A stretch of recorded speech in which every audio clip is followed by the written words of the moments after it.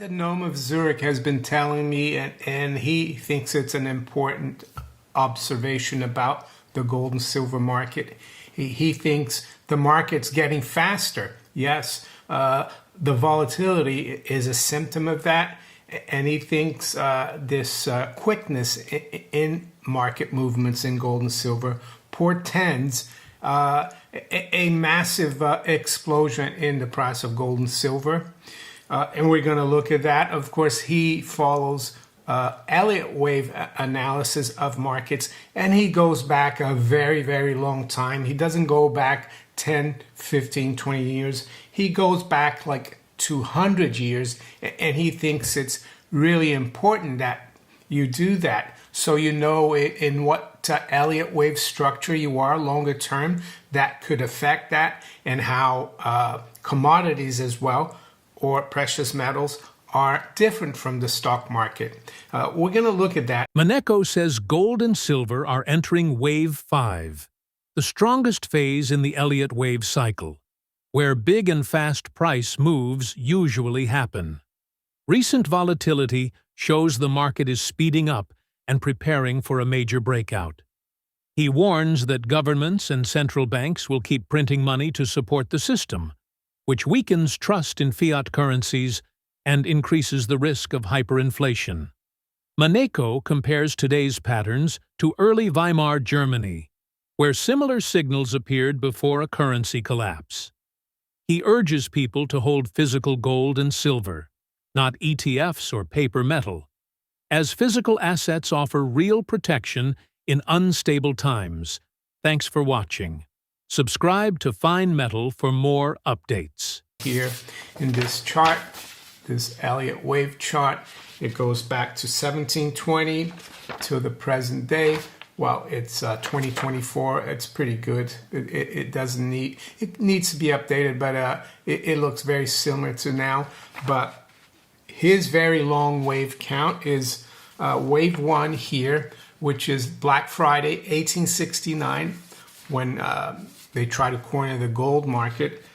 I think it was gold and someone else, I forgot. But look it up, Black Friday 1869. And then the longer count, wave 2, is the 1933, 34 event, when Roosevelt revalued gold and devalued the dollar. And since then, we've been on long-term wave 3. We're still in that. So it's very long term, but from 1932, there's another wave count, 1, which is 33 to 34, when gold went from $20.67 to $35. Then you've got wave 2, I think it's 1968. That's when gold started floating, when they lost control of the London gold pool. And then wave 3 was the bull market in the 70s, where we went from 35 to 887.50. Wave 4 was the 20-year correction that we had in gold, or a bear market, from 1980 to, he says it's 1999. Some people say 2000, 2001. So now we are in wave 5. And wave 5s, according to him, and I have bought an Elliott Wave book that he told me to buy, and I'm still reading about it. But wave 5 in commodities, or commodity money, precious metals, is different than in the stock market. Wave 5s are faster, stronger, and bigger than wave 3s. You can see wave 3 was quite a big wave from 1970 to 1980, or 1968 to 1980, 12 years. So, wave 5. And ETFs, unallocated gold, even allocated gold with banks, I wouldn't trust any of that. The only way I trust gold, especially in this monetary chaos environment, monetary mayhem environment, is physical. Physical possession in a private vault with an institution that you trust, with a bullion dealer that you trust. Yeah, some of you might want to hide it as well. And yeah, that's another story. But you could also use Dirty Man Safe, one of our affiliates. They provide, I think, good safety for storing some of your precious metals somewhere safe. Dirty Man Safe. There's a link below in the description. If you use that link, it's my landing page. You get 10% off from those safes. Plus, we're also in a long-term wave 3, and which for him tells him that this bull market is not going to be over after wave 5, which he thinks is going to be explosive, not just for gold, but for silver. And he thinks we are very near the end of wave 5. It could be a matter of months. It might even be before the end of the year, but he's looking more somewhere around end of January, February. It's very difficult to get the timing on this, but he thinks after this wave 5, yes, we're going to have a wave, long-term wave 4 correction, and then it's going to go hyperbolic.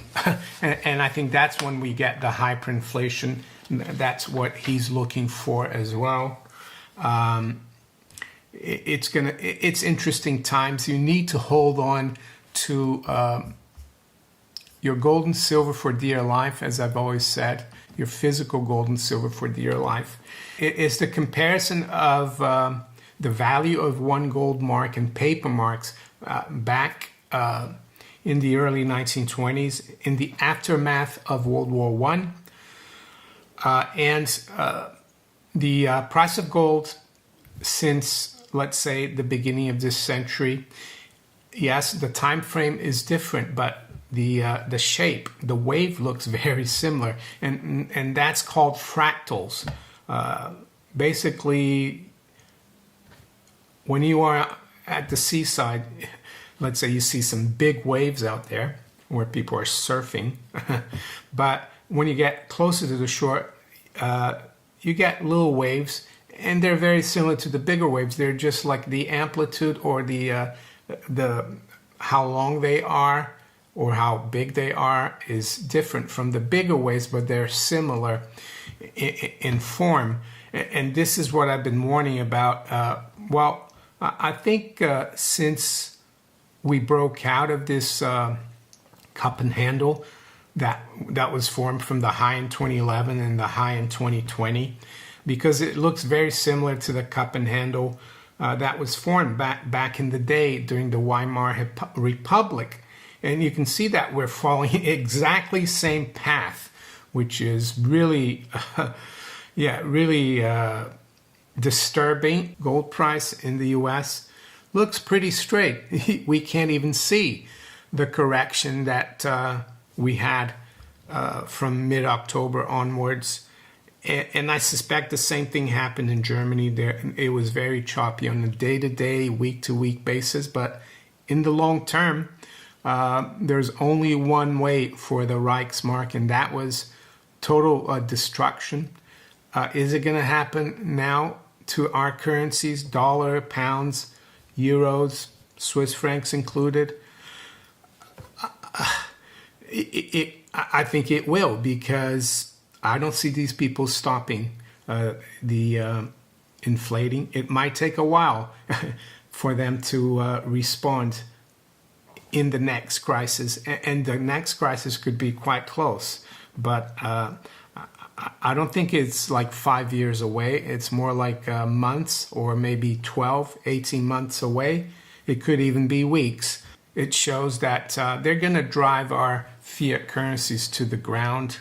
And that's why you need to have anything but the fiat currency. Of course, right now, you still need it to function. I'm not saying you get rid of all of it, but you make sure you have some hard assets, be it gold, silver, or anything of value, let's say land, agricultural land, or things that people will need once the currencies collapse, because that's what hyperinflation is. It's not cost push inflation. It's when people finally lose faith and confidence in the issuer of the currency. And our favorite metals, of course, they're up a little bit this morning. Spot gold is at 41.76. It has been as high as 42.11. Silver has been as high as 53.50. Right now it's up 50 cents at 52.80. So yeah, just sit tight, hold on to your hats, and hang on to your gold and silver for dear life.